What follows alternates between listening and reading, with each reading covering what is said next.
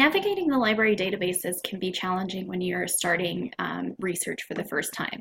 So I wanted to do a quick little video that shows you kind of the basics of navigating the library and how to get to specific databases that will be helpful for your research. So you can see up here, I've started at npc.edu/library. That is how you can get directly to the NPC library database and get access to all this information.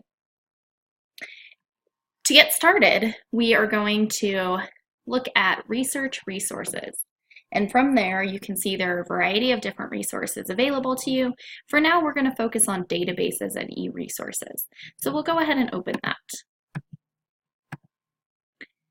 So once we're in the articles, databases, and e-resources, we can see the variety of different kinds of sources available. So we have ebooks, downloadable audiobooks, Flipster, which is magazines. We're going to skip past those because they're not going to be particularly relevant for our class. However, you have access to all of that information if you would like. We are going to go to the list of databases, ebooks, and e-audiobooks by subject. So each of these blue links opens up a database information. Opens up information about different databases. So we've got business, career information, citation creation, education, general, multiple topics, humanities, nursing, sciences, social sciences, vocational studies. So this is how you can choose databases related in particular to whatever you're researching. So let's say you're researching something for your science class. You would click the science link and look through some of these articles to see if you can find information specifically related to sciences. For our class, we will focus most on the general or multiple topics tab. I encourage you to utilize any of these databases as you see fit, but I think the ones that are most successful for what we are doing are Academic Search Complete, JSTOR, and Opposing Viewpoints and Context. Of course, you are welcome to search any of these databases. They all have access to hundreds, if not thousands or hundreds of thousands of resources. These are just the three that I find particularly useful for what we are doing. So to get started, you'll see here that I am off campus right now, so I need to have the off-campus library database access information. So the username is NPC user, and the password is a library NPC. So username, NPC user, password, library NPC. You will have to enter that information to get access if you are not on an NPC campus.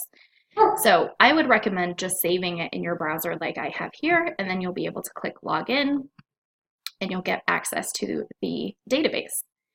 So you can see here we are in Academic Search Complete. Here is the search bar. I am just going to choose a random topic. I want to know about heroes in the 21st century. So I'm going to do a quick little search. We'll see that I got 16 results, which is pretty limited, so I may have to change up my keywords if I want to expand. I'm going to scroll through and see a little bit if there's anything that I want to review in particular. So this article seems interesting to me, but you'll notice that it's a review. So if it's a review, that means that someone is reviewing someone else's work. They're usually book reviews. Those won't be very helpful for us because they're basically someone telling us their opinion about a story or a movie or something like that. We're looking for things that say academic journal, a book chapter, periodicals would be good. I am going to just choose nursing heroism in the 21st century. That seems interesting to me. So we'll go ahead and click the title. And this takes me to the article, and you'll see over here I have access to the full text. Here are some keywords that I could use to change up my search terms.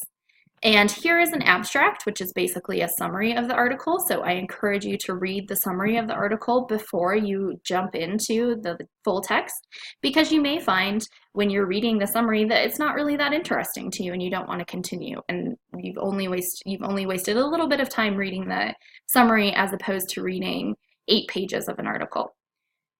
So you'll see here, I click this will give me the full text. There are a few tools over here that will be very helpful to you.